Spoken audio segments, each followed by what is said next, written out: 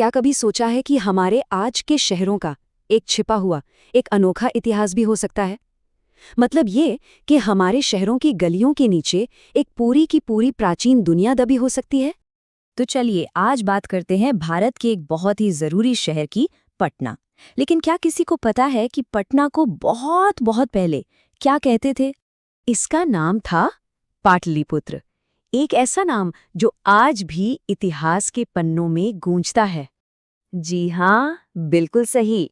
आज का जो पटना है वही 2300 साल पहले का शक्तिशाली पाटलिपुत्र था। जरा सोचिए, कितना लंबा वक्त है ये, है ना? तो आखिर पाटलिपुत्र इतना खास क्यों था? इसको जानने के लिए चलिए एक सफर करते हैं 2300 साल पीछे, अतीत में। करीब 2300 साल पहले ये जगह सिर्फ एक शहर नहीं थी, ये तो पूरे भारतीय उपमहाद्वीप के इतिहास का कह सकते हैं केंद्र थी। उस दौर में पाटलिपुत्र मौर्य साम्राज्य की राजधानी हुआ करती थी, और ये कोई मामूली साम्राज्य नहीं था। ये था भारत का सबसे पहला और सबसे विशाल साम्राज्य।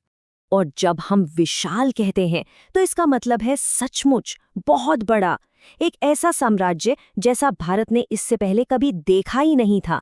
इसके आकार की तो कल्पना करना भी मुश्किल है। जरा इसके फैलाव के बारे में सोचिए।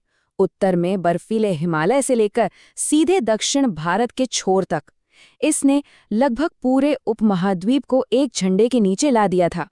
तो इस अद्भुत साम्राज्य के पीछे आखिर थे कौन? कहते हैं ना, हर महान रचना के पीछे कुछ महान लोग होते हैं। साम्राज्य के संस्थापक थे सम्राट चंद्रगुप्त मौर्य, एक ऐसे दूरदर्शी नेता जिन्होंने बिखरे हुए राज्यों को एक साथ जोड़कर इस विशाल साम्राज्य की नींव रखी। लेकिन वो अकेले नहीं थे, उनके साथ थे उनके गुरु महान चाणक्य, एक कमाल के रणनीतिकार और विद्वान, जिनकी राजनीतिक समझ और बुद्धि ने इस साम्राज्य को आकार देने में बहुत बड़ी भूमिका निभाई। तो उस शानदार अतीत का आज के पटना से क्या रिश्ता है? चलिए इस कड़ी को अब जोड़ते हैं। देखिए, हुआ ये कि जैसे जैसे सदियां बीतती गईं, एक के बाद एक साम्राज्य आए और गए, तो महान प्राचीन राजधानी पाटलिपुत्र का नाम धीरे धीरे बदलता गया और आखिरकार ये बन गया पटना, वो शहर जिसे हम आज जानते हैं। तो सबसे जरूरी बात यह है कि पटना सिर्फ एक शहर नहीं है, ये उस जगह का नाम है जहां से भारत का पहला महान साम्राज्य चलाया गया था। ये अपने आप में एक जीता जागता इतिहास है। ये कहानी हमें याद दिलाती है कि हमारे पैरों के नीचे कितना इतिहास दबा हुआ है। सोचने वाली बात है ना, है ना? न जाने हमारे आधुनिक शहर प्राचीन दुनिया के और कौन-कौन से राज अपने अंदर समेटे हुए हैं।